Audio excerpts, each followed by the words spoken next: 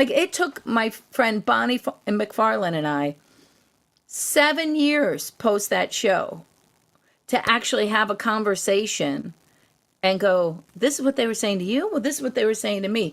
Live from the Willie Nelson and Friends Museum Showcase in Nashville, Tennessee. It's Music is Funny. Musicians talking to comedians about music and comedy. With your hosts, Raelyn Nelson and Jonathan Bright. Smoking, I'm so high, I keep toking, I'm drunk, but I'm still drinking too. Welcome back to Music is Funny. I'm Raelyn Nelson. And I'm Jonathan Bright from the Raelyn Nelson Band, back with another ridiculous and unnecessary intro. Tammy Pescatelli. Hi. How are you? Oh, I'm good. How are you? It's so good to meet you. And you as well. I love your setup there. That's so cool. I didn't realize I was half crooked here on my, but that's okay. Nobody cares. Nobody cares. Nobody cares. We're not going to post anything up there. It's green back there. Yeah, we can put something post. Just kidding. Okay, you can. Good. Yeah, in post we'll put some pornography behind you. It'll look like just great. That's my norm anyway. Just try to get. If you can find mine, it would probably be best. That's probably. I'm like, this is JB. This is JB, my co-host. Nice to meet you. I'm Raelyn. It's nice to meet you officially. Yummy. Nice to meet you guys too. Thanks for doing this with us. I'm happy to do it. Thanks for having me. John Reap was like, you got to do this. It was so much fun. So thanks for thinking of me. I appreciate it. Thanks, John Reap. That's cool. Sure. And don't be afraid to be silly. Obviously, I don't even need to tell you this. Don't be afraid to be silly and funny. We can edit anything out that you say that you don't want us to put in there. And, fuck is my favorite word. I just want to. Good. Okay, good. Because I am Italian and that does come out and I'm always pissed. So that's good. So we always start the podcast off by asking, what's the first music you remember loving as a kid? Well, so I must be psycho because I had a little 45 record player. Well, I had a record player and I know we had a bunch of 45 records, like old vinyl. And there was a song, I think the guy's name was Terry Silver, and he sang Seasons in the Sun. Terry Jacks, his name was. Oh, yeah. And it was Seasons in the Sun. And it's the saddest song in the history of human songs. And I would listen to that song. It's about a guy dying, like, goodbye, Michelle, my little one. You gave me love and helped me find the sun. Like all this, like this guy's dying and it's his ode. And here I am like this 4-year-old singing these songs and crying as if I'm like, that's drama. They should have started with therapy right then. Is that the one that's like, we had seasons and yes, we had joy, we had fun. Mm-hmm. Yeah. And it's such a happier melody than the subject matter. I love that. It's a bouncy song until you listen to it. It's a catchy tune. But it's funny because my husband and I, like, he's the basis for a lot of my comedy. But we have this huge argument because he originally thought Cats in the Cradle. He said, I thought it was like I liked the song. He wanted to grow up and be like his dad. He goes, it wasn't a sad song. I'm like, okay, you and I should have broken up with him then because it was just a precursor to what was to come.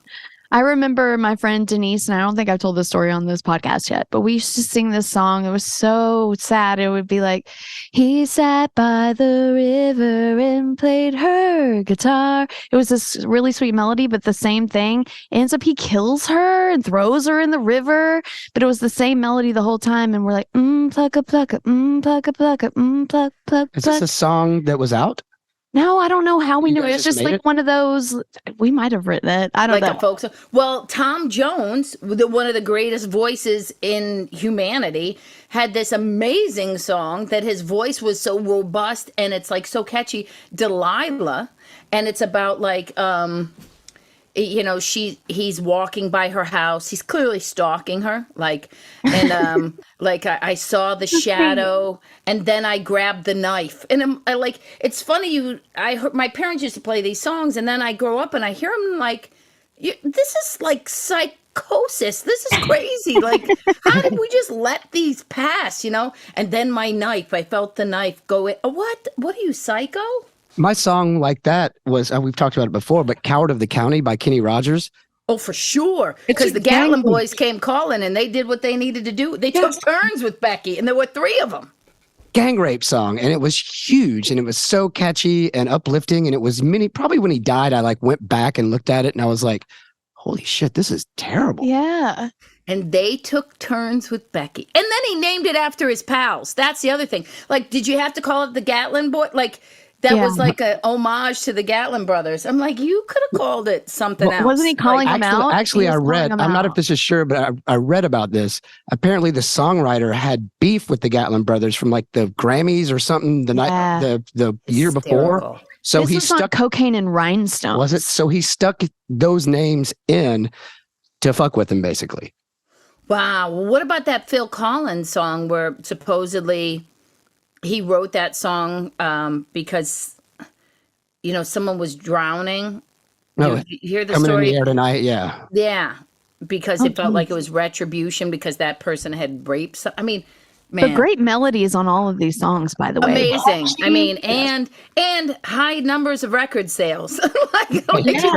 People wish that they would have the downloads that these songs had. We should, I guess the moral of the story is we need to write some gang rape songs. And catchy ones. Catchy ones. Catchy ones, as long as the melody, and you keep coming back to the chorus. But they don't make you cry. Like, they didn't make you cry, right? You didn't realize how fucked up these songs were until later on. Like, in the moment, you were just like, No, for "Fun." sure. There was a couple songs when I was a kid. There was a song called "Billy, Don't Be a Hero." I probably was about again 3 or 4 years old, and I remember, and it was about like, don't be a fool with your life. He was joining the military to go fight in Vietnam. Like, I mean, by the time I was born, Vietnam War was over, but they had written this like, "Billy, don't be a hero. Don't be a fool with your life. Billy, don't be a hero. Come back and make me your wife." And then, it's, God, I have chills. And then, and then he dies, of course. Yeah. So, like, the girl never gets to marry him. And Billy died a hero's death, but horrible. Yeah, that's another song that I knew the chorus. I heard it. We're roughly the same age. So I remember hearing that as a kid. I never paid any attention to the verses or any of that. Yeah. And boom, there you go. It's kind of like politicians using Born in the USA in their campaigns. I'm like, you guys really aren't listening to the lyrics of this song, are you? Yeah, no, I know it. And then it's funny how, like, someone I saw, like, on, I don't know if it was TikTok or Instagram, said, like, the songs that you sing speak power to your life. And I do believe that words have power, right? Mm-hmm. And I was, thinking about it. And I remember hearing, that song, Auld Lang Syne? Yeah. Not Should Old Look Quit, Dan but Fogelberg? yeah.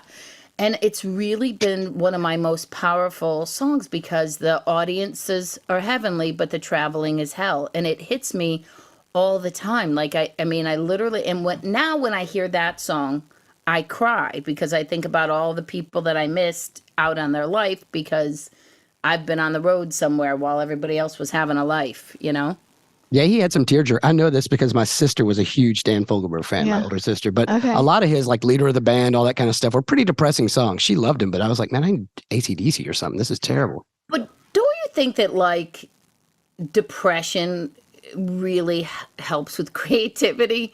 I mean, not helps, or I don't know if creativity helps with depression or depression helps with creativity, but it's like when you're so raw, Yeah. you have nothing left but to just bare your soul. And whether it's in songwriting, whether it's in comedy, like, my life is in my jokes. Like, I mean, I actually, try to make it happy as much as I can. But it's like, people, where do you get your material? I wake up, like, it's there. Art, some of the best art is like from the darkest time of the artist.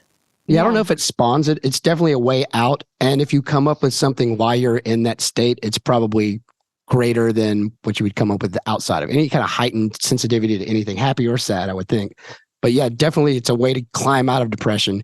And a lot of great art has been made by very depressed people. Yeah, not that you have to be depressed, but it's like there's a part of your brain, I think. I would tend to guess that if and look, I'm a comic, I'm no scientist, but I do watch people for a living, so I am a social observationist, and I would almost bet that artists and creatives have a higher link to depression than people who just use their job, perhaps accountants, or you know what I mean, like people who can call in sick. How about that? So whatever that makes a civilian. Yeah. Or I it might also be- think that I'm sorry. No, go ahead. I also think that everyone has depressing days or depressing moments. It doesn't mean you're depressed necessarily. They can connect with this art that is created from someone who was in a depressive state, because we're all human beings, and at some point we're going to feel somewhat of the same feelings at some points, like people are depressed, they're going to connect with this art that is that was written out of a really sad story of gang rape, or they're going to connect.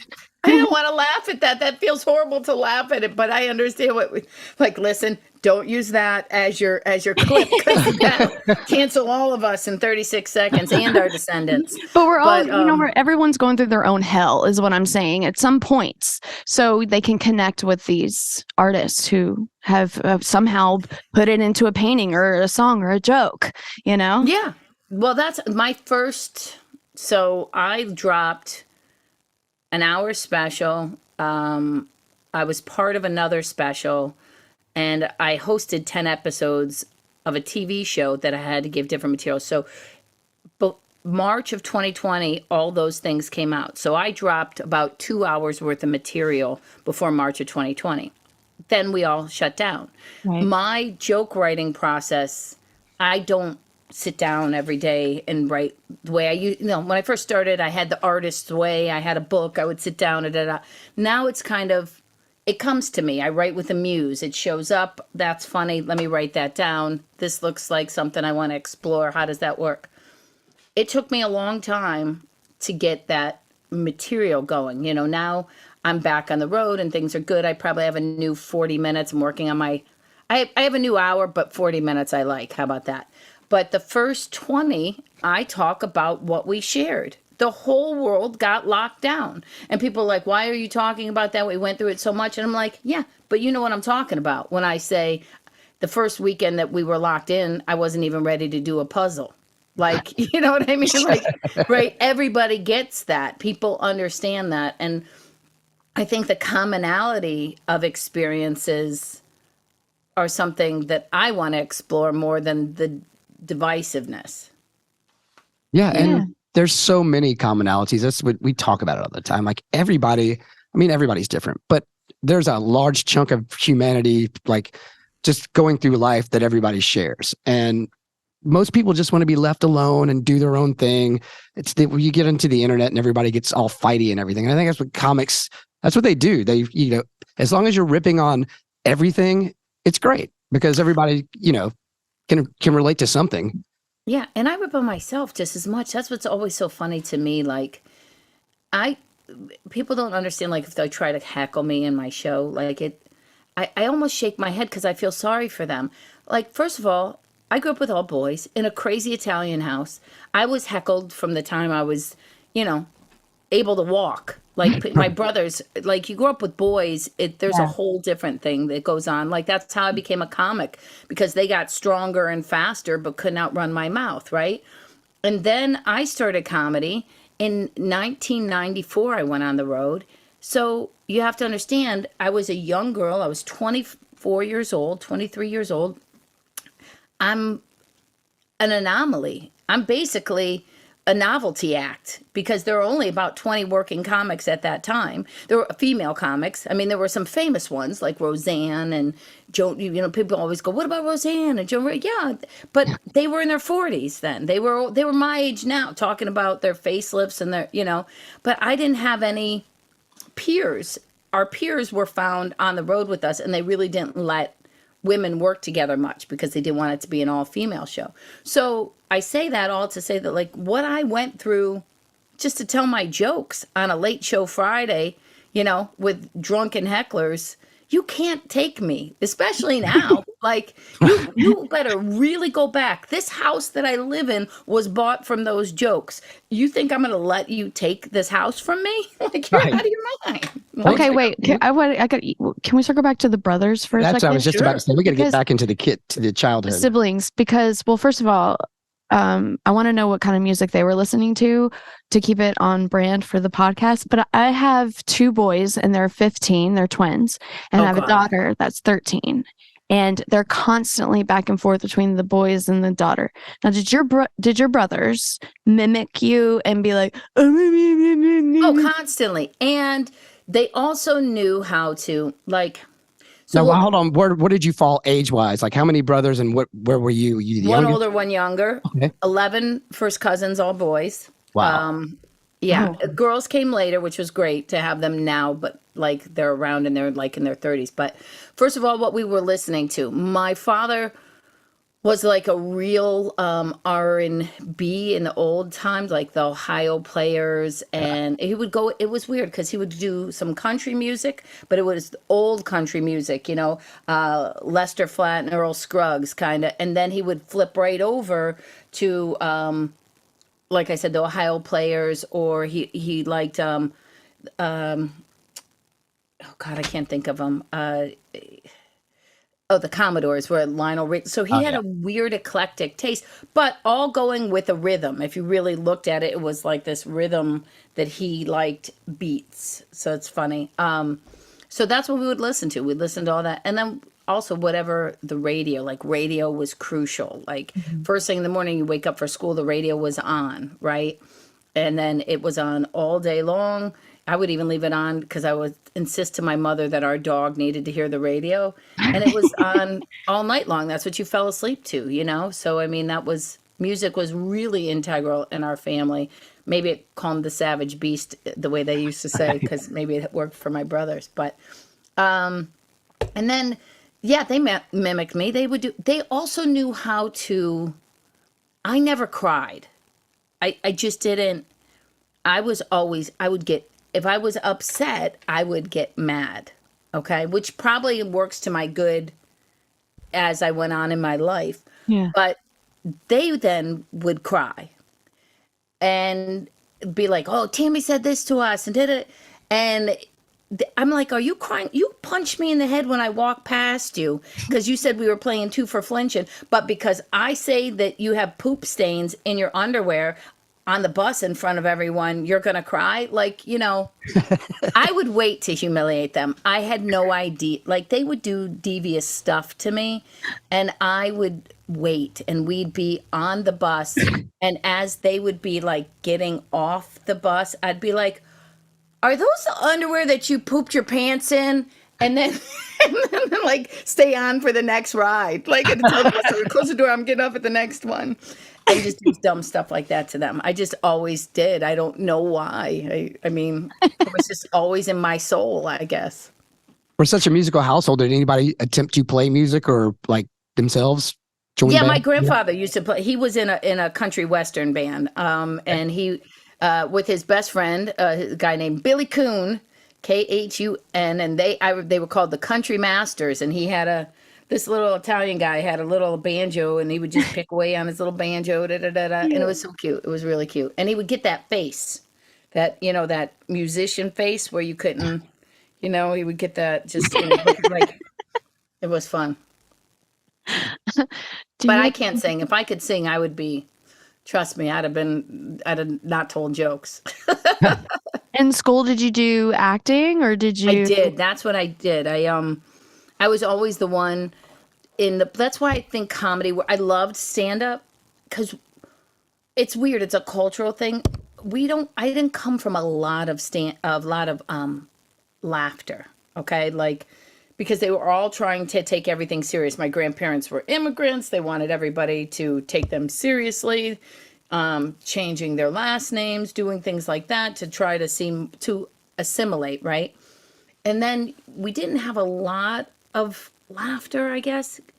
But when we did, it was huge. And I realized the currency of it. I realized, at a funeral when my Uncle Damon used to tell these old Rodney Dangerfield jokes, how he held court. And it was funny. I just saw that it changed the temperature of the room. And so I would try a lot. But when you're a kid trying to say something, I'm sarcastic, you know what I mean? So that would change. But I was the person in the play that if you forgot your lines, I could ad-lib you to where we needed to go. So that's how I knew that I could do stand-up, because no one really knows what you're going to say. So who's the first comic that you saw going, oh, this is a thing you can do? Like it.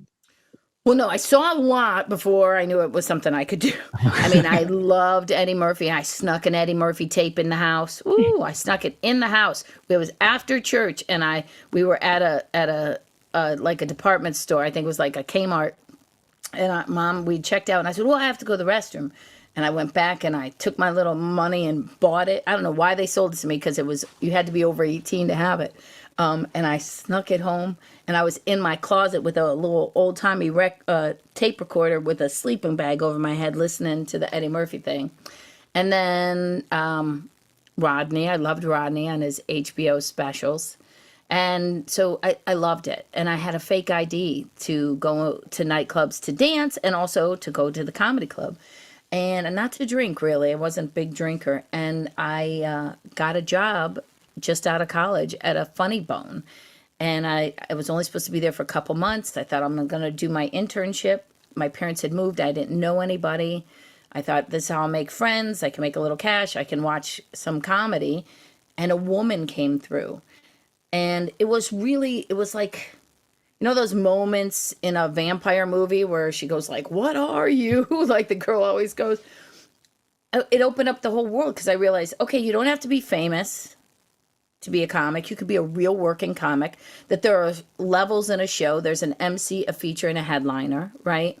And when the girl came through, God bless her, she was young and she was new, but she wasn't very funny to me, okay, Right. at the time. She's probably very funny, but and I, like a big mouth, went home and said at the dinner table in front of my whole family, "Yeah, this girl is there, and I think I'm as funny as she is." And they were like, "Bet." And then they took a whole bet to see if I would get on stage for the open mic. So at that time, if you told me not to jump, I jumped. Like I would, you know what I mean? Like Right. that's who I was. And it was an open mic sponsored by a radio station. And I kind of I won it, if you will. And then they asked me to come sit in on the morning show and be kind of the sidekick. And then 6 months later, the guy who was my partner, he left, and it became my show. And I did that for 2.5 years while I'm doing open mics, before I went on the road full time. But you got all that from that first open mic? All of That's it. wild. I've been really blessed with opportunities, but I've always had to work super hard to be worthy of them. Does that make sense? I'm sure. Yeah, absolutely. Did you say where you grew up, or did I miss that? Cleveland, I grew up. I grew Okay. up in like a Northeast Ohio. Okay.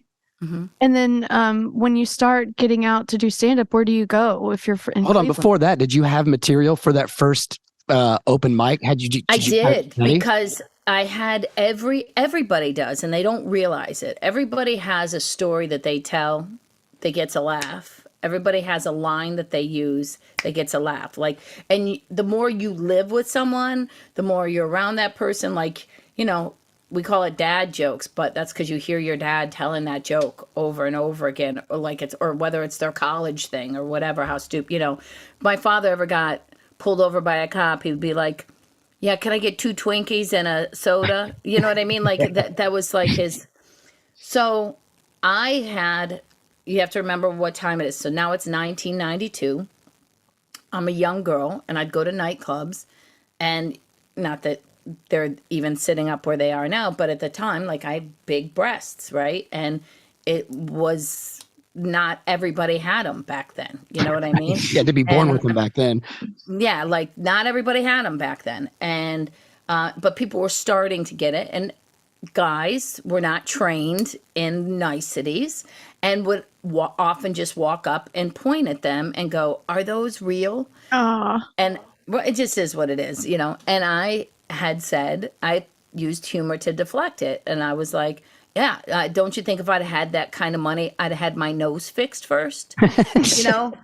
And that was my very first joke that I didn't realize that I had written, but I used that in my act. And then I talked about my brothers a little bit, and, you know, it just went from there. Yeah. People ask me if my boobs are real all the time too, you know. Isn't that crazy? Do they still? They might. No, I'm kidding. People do. I mean, it's No, weird when they're people not ask thinking now. If they don't ask it, they certainly type it. Well, for sure. Yeah. So yeah, like you're talking about, so you start doing open mics, you're doing the radio thing, but are getting out and doing the clubs while you're still doing the radio show? Well, I couldn't really leave, but I was so lucky that in that town, it was called a Funny Bone, right? Yeah. That Funny Bone was part of a chain that had 12 other Funny Bones and 14 other improvs. So one of the improvs being in Cleveland, where I was able to move back home to Cleveland and be around my family, not my parents and stuff, but the rest of my family and friends. And so once I started working for them, then that immediately, like my first year of comedy full time, I worked 36 weeks. It was 36 weeks I was working Tuesday through Sunday, 3 shows Saturday, 2 shows Friday. And I think I made $7,000 that first year. It was a big crock, okay? Like it was a horrible. I'm staying in condos with guys who later became or were serial rapists. Like who knew all this stuff? But yeah. Yeah, I was about to get into that because we talked to Yeah. Kathleen Madigan a bit about touring as a woman by yourself back in those At days. that time. Pre-internet, cell phone, all that kind of stuff where you basically write down directions and you have some change in your pocket to make phone calls. That's it. I used to keep a roll of quarters to make phone calls and to punch somebody if I had to. Like, you know? Yeah. Before accountability was around. There was no such thing as that back then. But who knew? You know, like it just, that was what you had to put up with if this is what you wanted to do. Like, and the hardest part about it is there were a lot of things that we put up with that we didn't complain about because if you complained, then they just wouldn't hire you because Right. then you Right. became the whiny broad. Like, so it was the stuff that, you know, but it made you tough in different ways. Like, Right. I'm grateful for each step of it. The very first weekend I'm on the road, right? I'm an MC. 3 of us are in an apartment. They call it a comedy condo, but it's just a wayward flop house for comics, right? And it's either cleaned by the waitress. This is just truth. The waitress who slept with everybody, and so she wasn't a big fan of me because her numbers were down if I was there, or it was the weed dealer. So like the clubs would do it on purpose so they could control the artist, so they knew someone who worked for them was gonna have an eye on the comics. Because look, quite frankly, if I would have got kidnapped after a show on Wednesday, no one would have looked for me till showtime on Thursday, and then they would have fired me. Like they wouldn't have even looked for me. Yeah. They just went, you know. So my very first weekend on the road, I'm working with a guy named Matt King is the headliner. He's a huge magician comic in Vegas now, and a feature act guy who, you know, sometimes karma is what it needs to be, and he's no longer in comedy at all. And but at the time he had won a big show, $100,000, which might have been $1 million back then, you know. And he goes out after the show, and Mac and I come back to the condo. Mac goes in his room, I'm in mine. He comes in about 2 o'clock, 3 o'clock in the morning, pounding on my door, completely sloshed. Let me in, let me in. I wake up, I'm like, you know, I'm trying to get my bearings. I'm like, what's going on? It's like, let me in. And he's like, and he goes, I don't want to say it on your podcast because I want you, but he's like, I want to, you know, I want to Gatlin you. Oh, that's better. You know? Yeah. And I'm like, then like, it's clear. I'm like, what? But I'm not me. I'm not this me. Right. Like this me would have opened the door and beat the holy hell out of him. Like I behind me wouldn't be a green screen. I'd have his testicles. I would have had them bronzed and they'd be holding my books up. That me was scared. Like I didn't know what to do. Like I'm young. And Mac, I'll always say his name because Mac would do a trick in his act that would pull out a brick. He's a slight guy. He's only probably like 5'8", very slender, maybe 150. Came out of his room with a brick and yelled at that guy and goes, get back in your effing room. Like it. And then he pulled me aside a few days later and said, you got to handle this. If you're going to be on the road, this kind of stuff could happen. And maybe someone's not going to be there to help you. So you better figure out how you're going to handle this, and if this is really for you. Can you handle it? Not, he wasn't saying it was okay, but he was Right. saying like, Carry a brick. yeah, with come you. up with it. So yeah, I mean, I used to get forks. Oh, A Okay. fork will stab someone and hurt just as bad as anything else. I mean, by the way, if you looked in the back of my car in the old days, I probably looked like I was a criminal. Probably looked like I had some kind of criminal kit. I had like duct tape, sheets, bleach, because I would go in and clean everything before my own silverware, you know? so did you ever get to tour or do the road back in those early days with any other female comics, or was it basically just that's not? No, we would see each other. Here was the cool part. Like Kathleen, for example, you know, we were friends for a long, long time, because what would happen is when I was a house MC, I would bid for her dates, and maybe they wouldn't give them to me, but I would still be able to come in because they just didn't want to do. Every once in a while, once a year, they might be do an all-female show. But when you were on the road in these condos, because they were kind of flop houses, if I was in Des Moines and I was going on to Omaha the next week, you only had Monday off, or Monday and Tuesday off. So you'd stay in the condo and they'd come in early so you could see each other for a couple days and hang out, and then go on around to whatever, you know, to whatever your gig was. So yeah, it wasn't literally till I became a headliner, you know, like 2002, 3, after my first Tonight Show. And then more so, once in a while there'd be and I'd request women, and then I'd start to bring some so they couldn't, but they never. Now sometimes I can show up and there'll be a female feature act and a female MC, but you know, it's all good now, you know. I mean, I think now it's more so, I think it's geared more to women, but not women of our age, mine and Kathleen's. I think we're the Right. ones who broke those barriers for people. Yeah.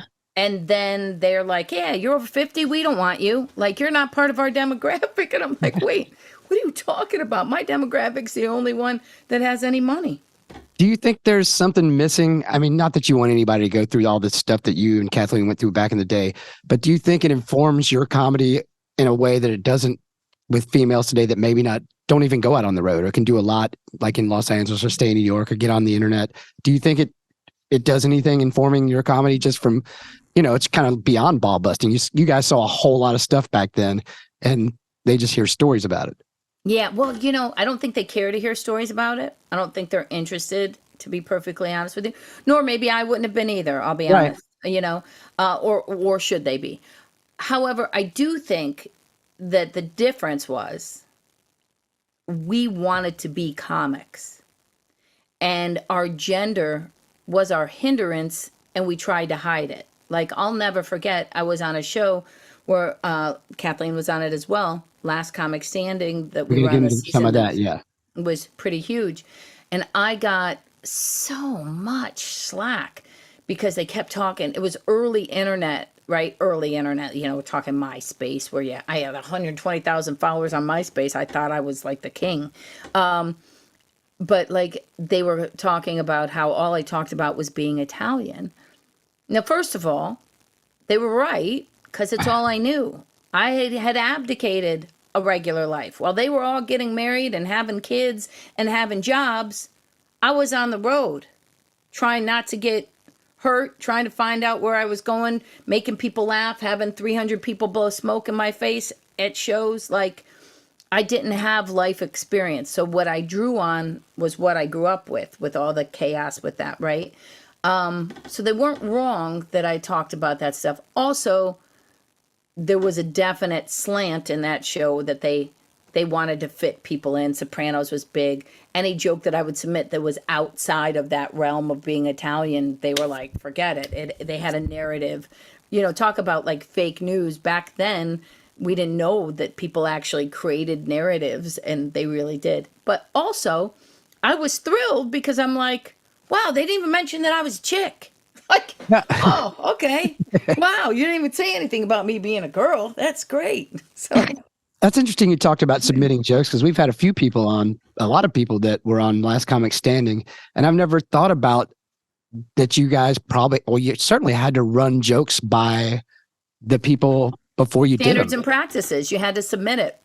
I mean, they kept doing something to me that it's really bizarre. I'll be honest with you. Like that season that lasted for us, I mean, because it was almost 2 years of prep and after and post, and was one of the best things that ever happened. Because was that still when you guys were having to live in the house together? Yes, we had to It live was in a still the early house. It was days when- crazy. yeah. Some of those people are still my best friends. Aunt Alonzo Bowden, John Heffron, I mean, talk to these people all the time, Bonnie McFarlane. But we thought that we were in a game show. Reality was new. Yeah. So we thought we were actually things were fair, that things were driven by rules. And they, I thought it was like quiz show. Like you can't tell anything that's going to make me. But meanwhile, the producers are going in the background going, this one doesn't like you. And then me, I'm a hothead. I'm like, what do you mean they don't like me? What are you talking? What's not to like about me? Like, and then I'm like, well, you know what? F her then if she doesn't like me, with Bonnie. Like it took my friend Bonnie and McFarlane and I 7 years post that show to actually have a conversation and go, this is what they were saying to you? Well, this is what they were saying to me. This was my reality. This is her reality. And we love each other. And she's one of the best people. And I talk to her, she's like one of my favorite people in the world. But they had us hating each other after that show. That's wild. Yeah. And we talked to, I don't know if it was Heffron or maybe Todd Glass, but we were talking about getting out and hanging out. Like they showed all the stuff where people are fighting and they would, keep it hot or cold in the place to get people angry. Yeah. But he said the best show was whenever they got around, sat around the campfire or whatever, and just bullshit with each other and talked about comedy and all that. He's like, I don't know. It's not a word. I think it's a word. Yeah. Well, no, you're right. And for example, so they had 3 women, myself, Kathleen, and Bonnie. Now the formulaic reality show of that time. Women of that time were either hoes, bitches, or weirdos, right? So they tried to make Bonnie the hoe, they tried to make me the bitch, and they tried to make Kathleen the weirdo, right?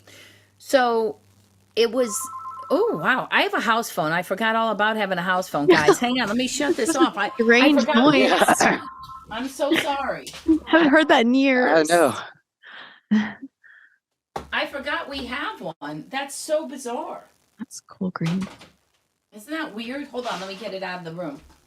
It's like it's one of those things where it just like stop. Yep. The green screen.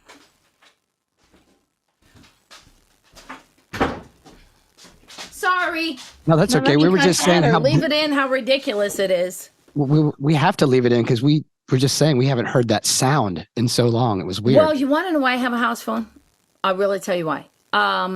Because I do a lot of radio call-ins and I need a DSL line. Ah.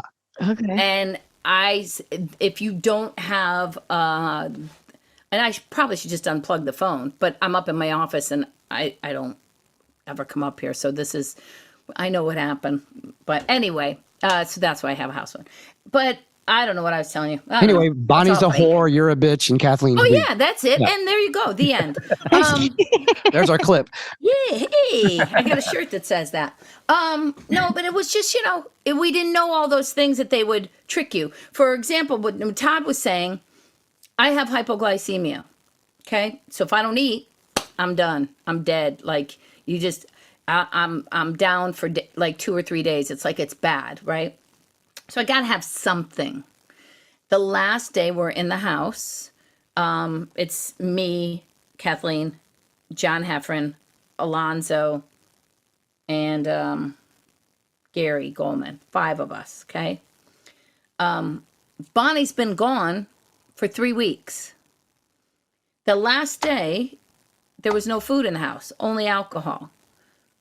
They said, oh, we're going to get you at lunch. And I'm like, I got to eat. And they're like, yeah, it's okay. We'll get it. Lunch is coming. 2 hours later, there's still no food. I'm like, I got to eat. this producer says to me, when we get back from lunch, we'll get you what you need. Now I'm pissed, okay? I'm pissed. But I've been there for 35 days. I know better than to throw a fit on camera, right? So I take off my mic pack, okay? I go upstairs in the changing room where you're supposed to be naked. Supposed to be no cameras. And I go crazy just like anybody else would do at work or whatever. I'm like, you guys don't know. I know what I'm doing. Like I'm cursing whatever I'm saying. They use that footage. I'm watching the show like 6 months later, and they cut from me talking to Bonnie up to me in this grainy footage. They use the cryon to say what I said and make it like I said something about her. Clearly, you can see I have different clothes on. Yeah. You know what I mean? But the world doesn't see it. So it just looks like I'm bitching at Bonnie. Like, it's just. It's a weird thing because just the comedy alone on the show should have been enough to carry it. But it was during the real world days and all that kind of stuff. Yeah, they were just trying for drama. I mean, I think that they later on saw that living in the house was not good. Yeah. And, what they did have there was a real smart thing because every comic was an established comic. I was probably the least established. I had only done one Tonight Show at that point. A lot of them had half-hour specials, hour specials, So everybody had a following. So it was kind of neat at that time to come through. And it's really special. But it also taught me, like, man, it's all fake and it's all producers' reality. And, that's people are upset about the political voting. Come on, who cares? I don't have to pick a party to tell you that no voting anywhere is real, ever. Like, ever.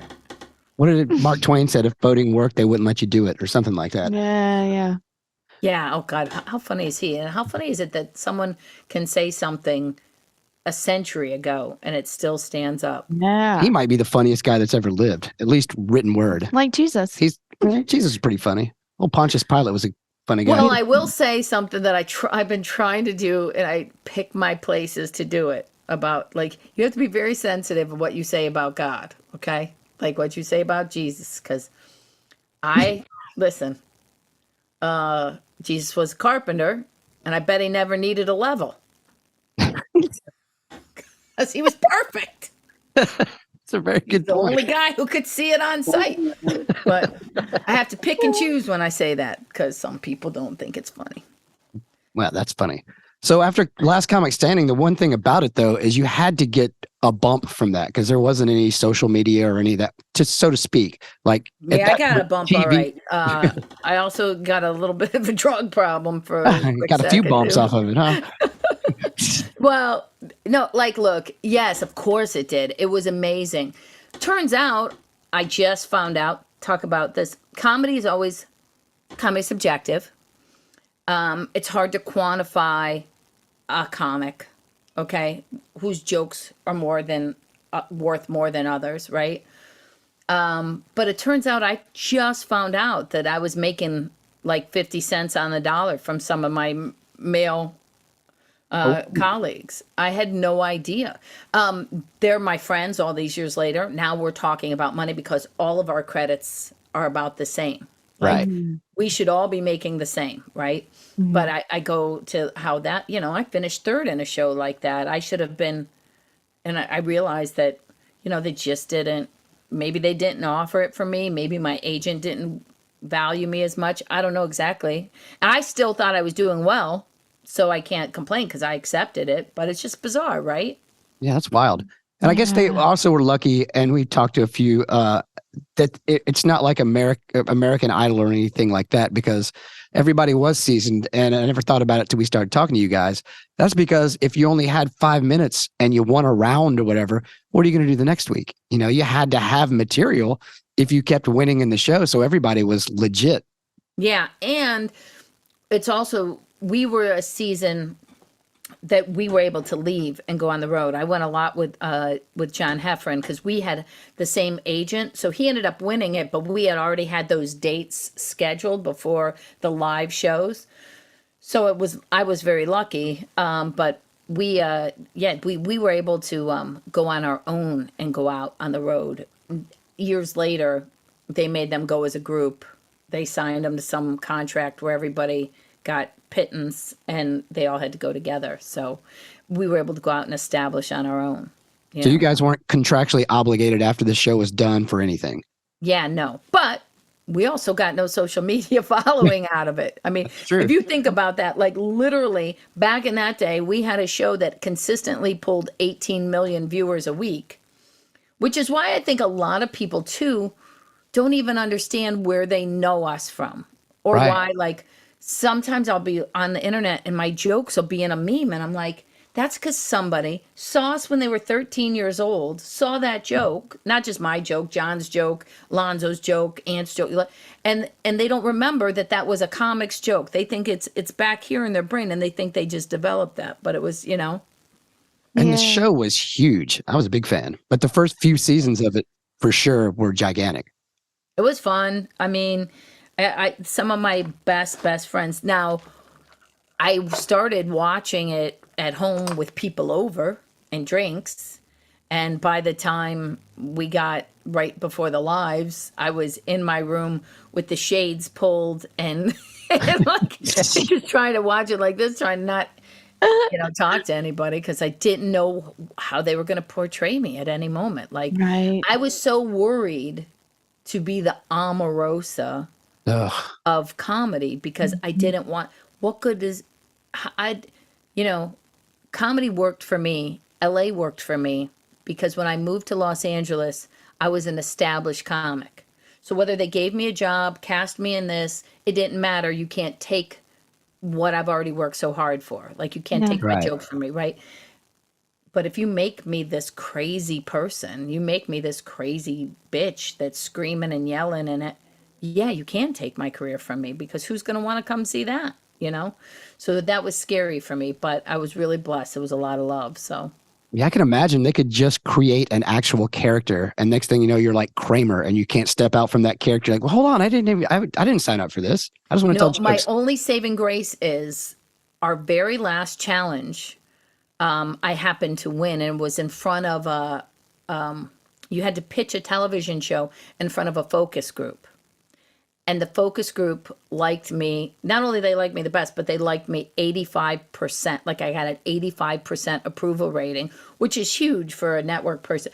And I think then they realized, all right, let's not make her, because there was no way to change. Right. Like when I'm presenting me in front of the focus group, they're really seeing me. There's no editing. It's you know what I mean? So then they were like, okay, let's back off. People might like this girl. Let's go back and let it be nice. I'm surprised they didn't offer you a sitcom right away with the focus group. I got a development deal, but they didn't want to do that because at the time, reality and scripted hated each other. Ah, So we went to what they call upfronts, and the scripted people at NBC turned their backs on us. We were their number one show because Seinfeld was gone. And I'm sorry, we weren't their number one show. Friends was their number one show, but we were right behind Friends. Well, they had like 32. We were next at like 18. And then they turned their backs on us. So Can you still watch those shows? I'm sure they're online somewhere. I can't find them anywhere. If you do, let me know. But what do I know? I created a show that I wrote, executive produced, starred. It was in my home with my husband and my kid from my body. And all of a sudden someone goes, hey, your show's on Plex TV. And I'm like, well, nobody told me. Like, they just put it up somewhere. So, I mean, it's great. I'm glad it's there. You can watch it. It's a stand-up mother. It's a good show, but What's it called? a stand-up mother.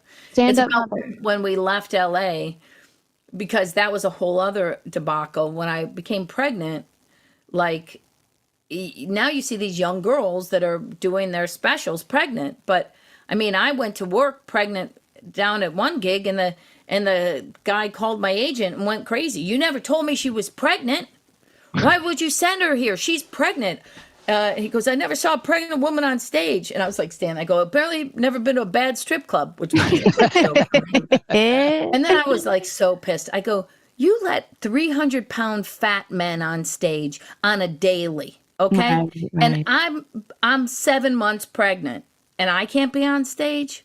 What do you care if I'm pregnant or not? How does it affect you? It's my ankles that are swollen. Am I less funny? Is my son cock blocking me? Like, how is that happening? It's a weird, just the difference between then and now. It's crazy. I know. Wasn't that long ago? My son's 14. Yeah. Not that long ago.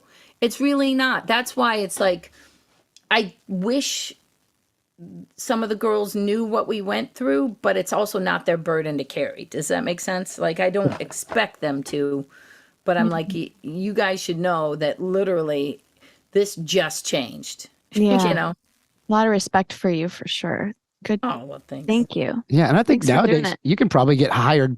I mean, being a woman might be a plus nowadays in certain respects. You know what I mean? May not, like I said, I'm sure that is the case for some.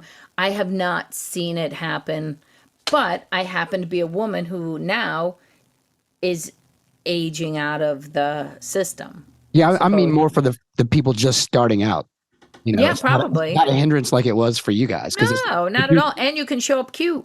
You don't have to show up like I used to have to wear 2 bras and a t-shirt and a vest and look like Elaine from Seinfeld. Like, you can show up cute in a cute outfit. You know what I mean? Yeah. Yeah. I feel like music is dominated by men as well. Yeah, and you can see how that changed a little bit. Like, we can roll that back, like, especially if you go, like, I mean, you can roll it back a million places, but like, Stevie Nicks went through it and she looked pretty, but then, Blondie came out and then Madonna changed it completely. So to the opposite end, right?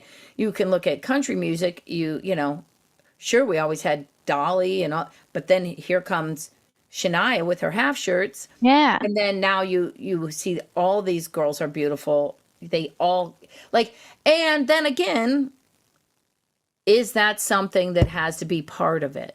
Like, was it a detriment to be cute for me in comedy?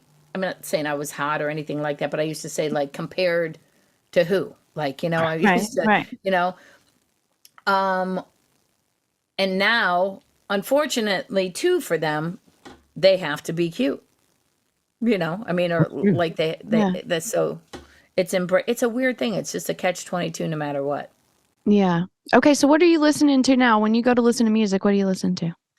Well, I go back and forth. I'm a big classics person, okay? I love James Taylor. James Taylor mellows me out.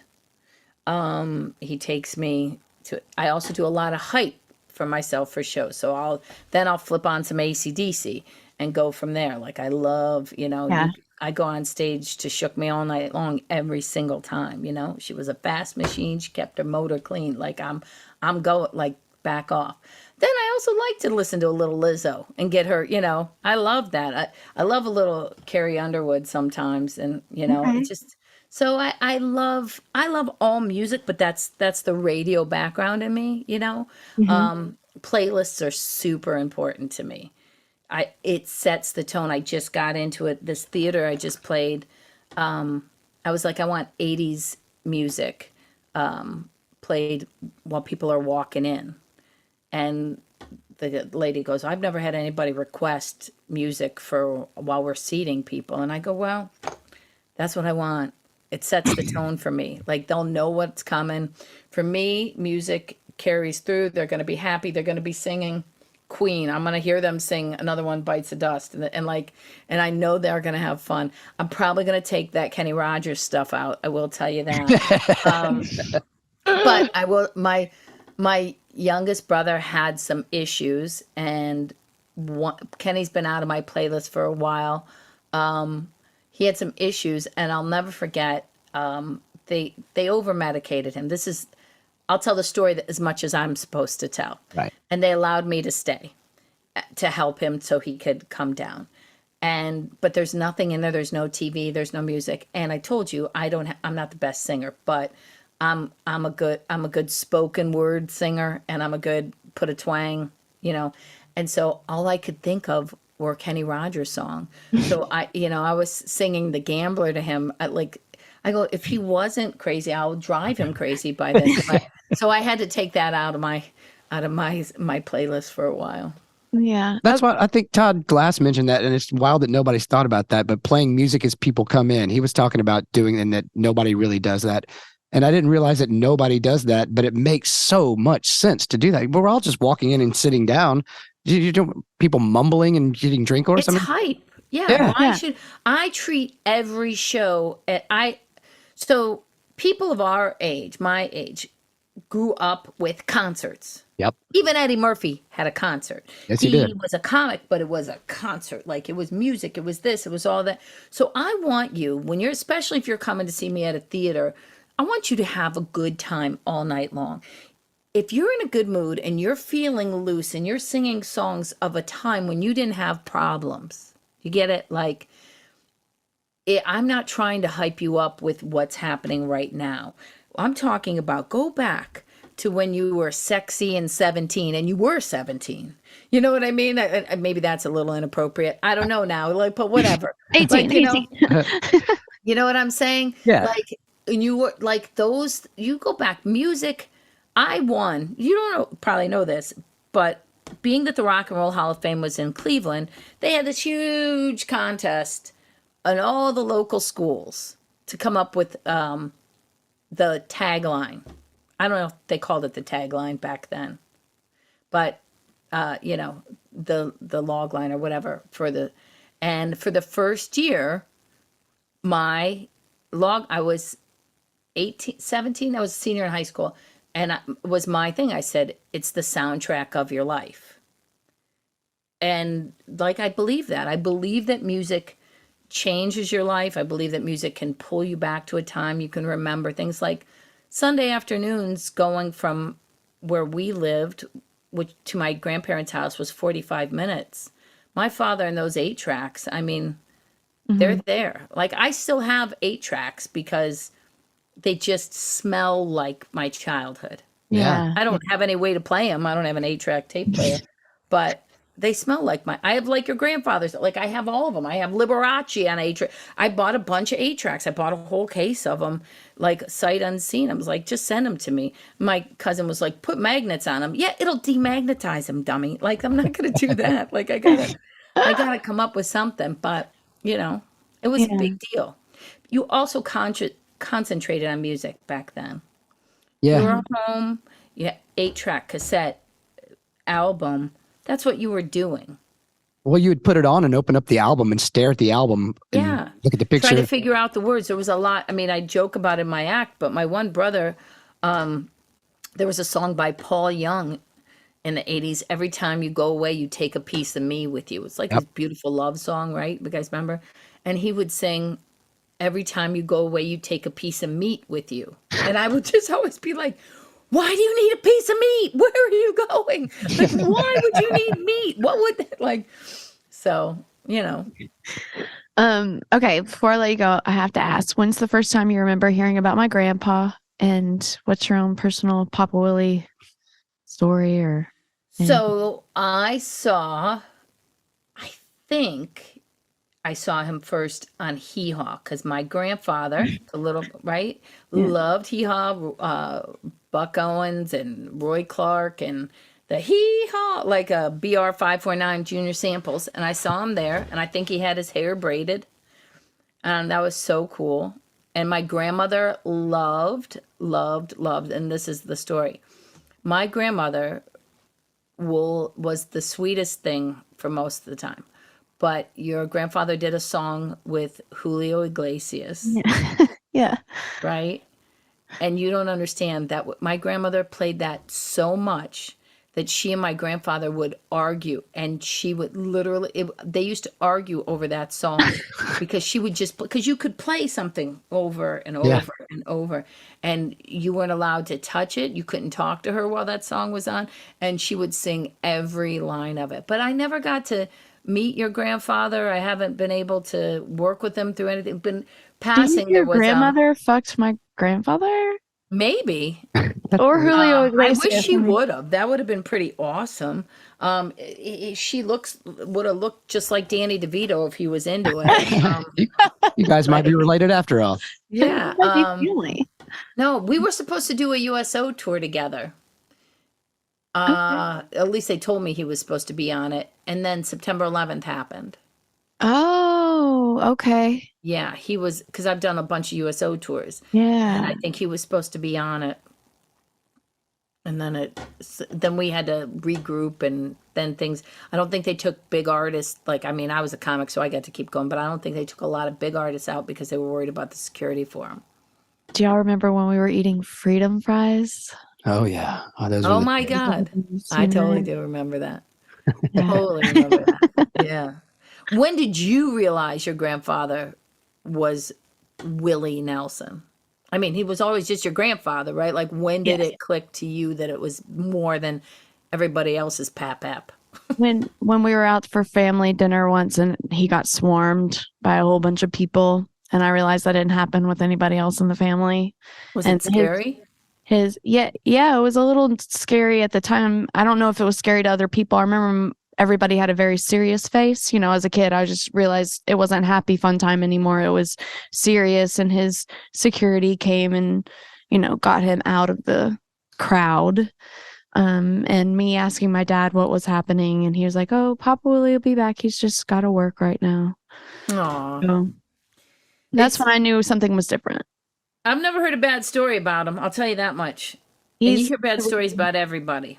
Like, you know, at least one. And I'm always a person that goes, listen, you don't know what happened to that person on a day. Like, I'll never forget, like, I saw a guy on a plane going back to Cleveland, where I'm from, and he helped me with my luggage. And he goes, oh, I said, thank you. And he goes, oh, today you're nice. And I was like, what? And he goes, oh, yeah, I saw you.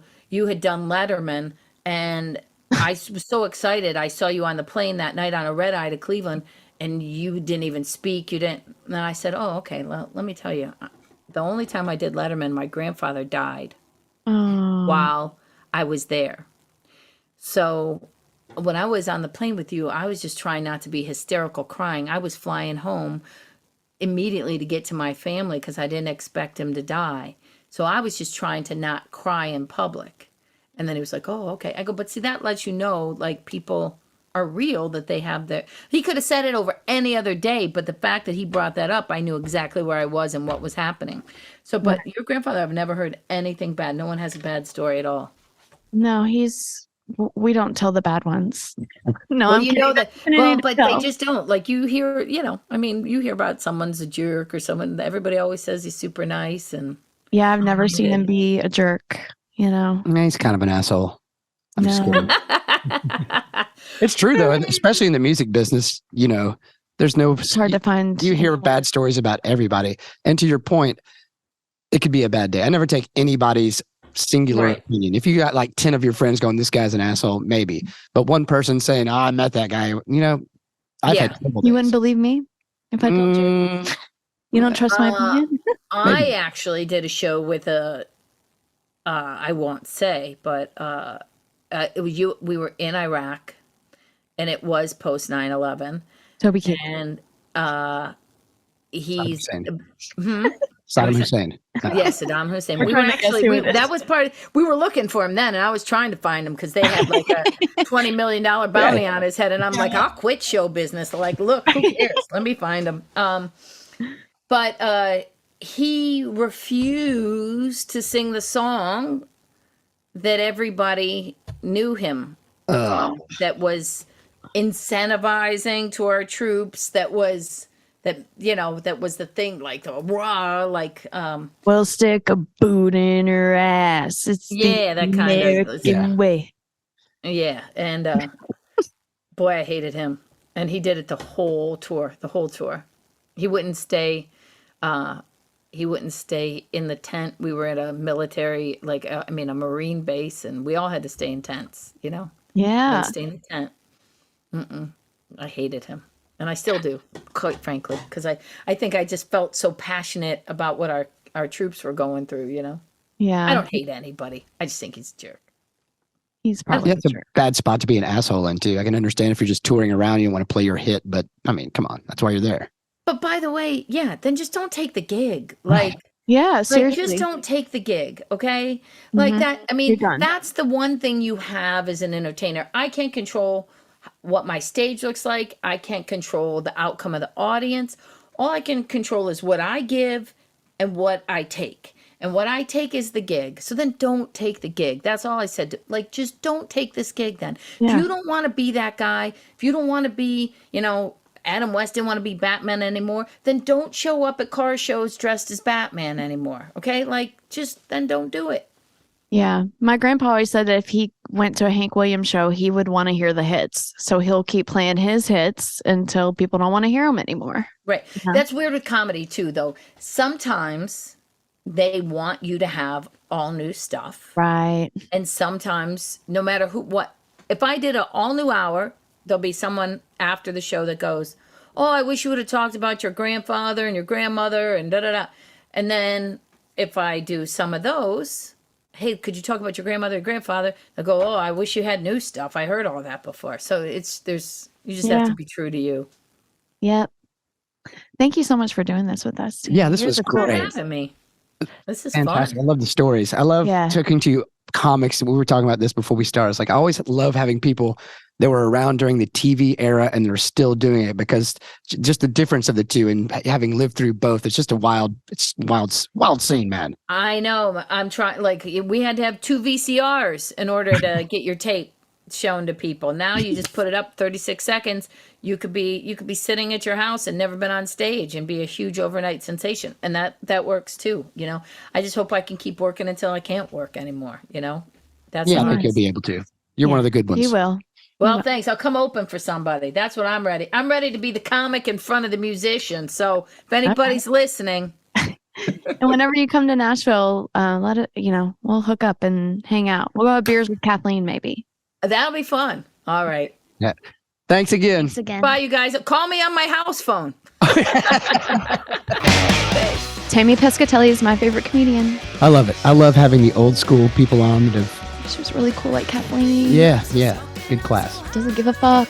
Anyway, watch your language. Enjoy your groceries. Don't be an asshole. Know your mama's name.